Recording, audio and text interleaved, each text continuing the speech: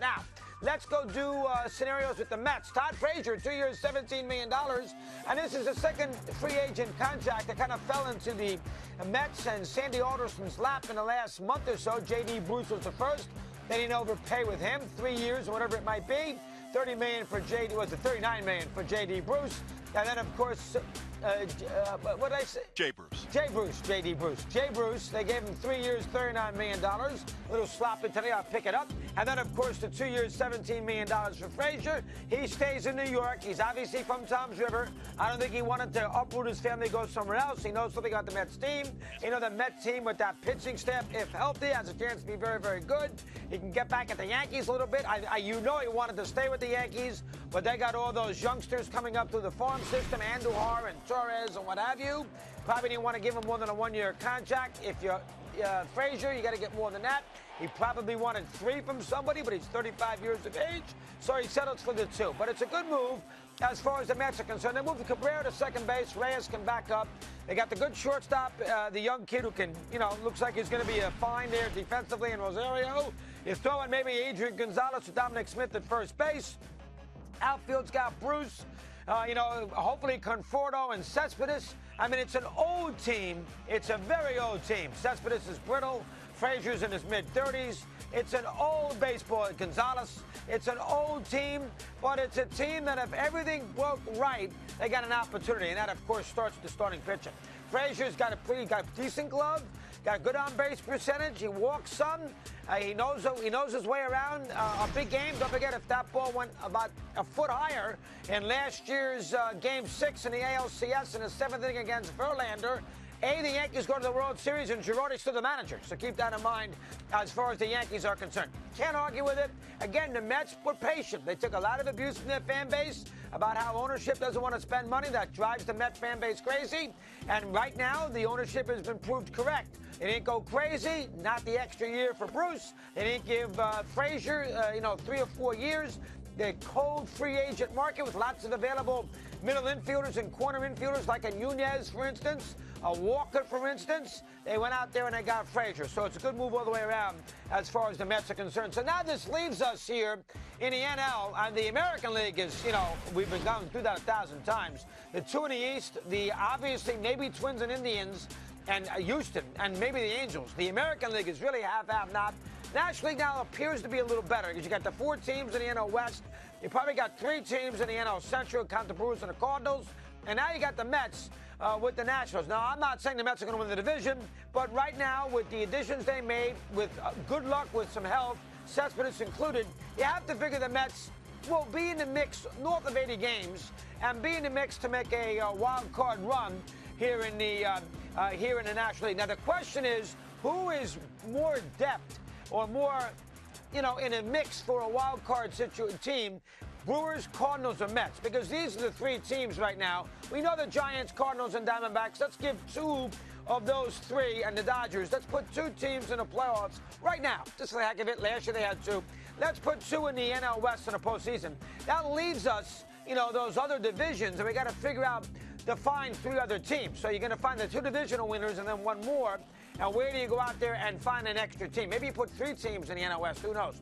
But the Brewers, the Cardinals, and the Mets are in the mix. Now, I think the Brewers and Cardinals probably a little better chance because I think the Cubs, believe it or not, might be a little more vulnerable than the Nationals.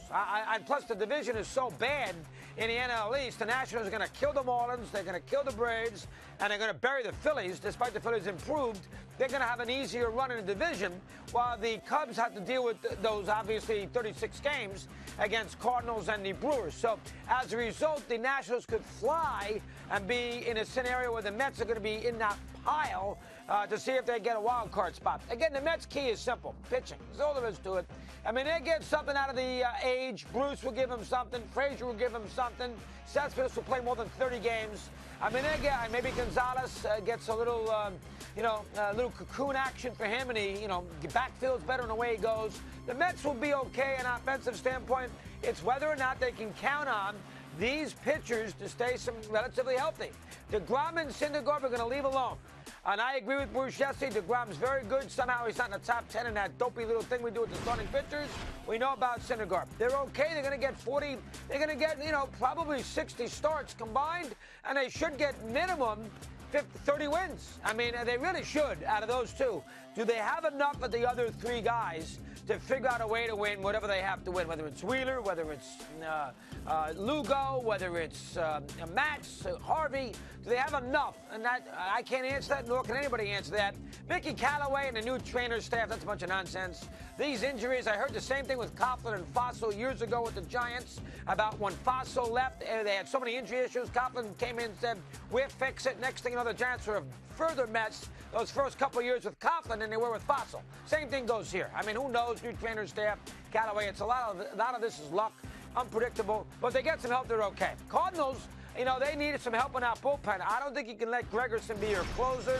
We'll see how they maneuver there. They can go get themselves an arm. I got to see Tommy Pham do this again. He is not Kurt Flood. I must see it again. He had the 1 year in his career. I know he's older. He found himself. I got to see more. I still think they're missing a huge bat, although Ozuna will help a little bit. Cardinals should be better. Another starting pitcher wouldn't hurt either. They're a piece or two away. And the Brewers need a starting pitcher, too. If you look at the Brewers ball club, you like what you got with Kane. You like what you got with Yelich. I wouldn't trade the right fielder. I keep him. They can maneuver along the infield, but without Jimmy Nelson, I'm going to try to win a pennant with Zach Day? I always get him mixed up with Kyle Davies, the old Blue Jay, and Zach Davies. And then, of course, you throw in the idea that Chase Anderson is your star. They need more than that. What's his name? Gallardo they got. And then, of course, Guerrero, we got to see if he's healthy. They need another couple of pitchers. We'll see what Milwaukee does here. We know there's a couple still out there, really 5 or 6. Lynn, Cobb, Arrieta, Darvish. Maybe they can go out there and get a guy like that. But right now, Brewers, Mets, and Cardinals, you can flip a coin in a month, which Bruce and I will do there before the opening day, and go over with the number or under with the number. All three teams, I can predict right now, and I haven't seen the over numbers in Vegas yet, but I guarantee all three teams are somewhere between 82 and 85. I guarantee it. And you can flip a coin over and under on all three teams. They might go 88-90, or they might go 78-80. I mean, they're teams that need some help, a little good fortune, guys have good years. Mets, Cards, and Brewers, I think the Mets will bounce back. They're the team that is due to play a little better. Now, the Nationals are often beyond, but the advantage the Mets have, like the Nationals, they do play a lot of bad teams over and over and over again. Mets Marlins this year, how many games the Mets can lose to Miami? 4 or 5 games? They go 15-5 or 14-5, whatever it might be. That's 9 games over right there. They go 12-8 against Atlanta. They go 11-9 against the Phillies. That's 10, 12 games over 500. So an opportunity. So I would say the Mets better opportunity than the Brewers and the Cardinals. Frazier falls in a lap. So away we go.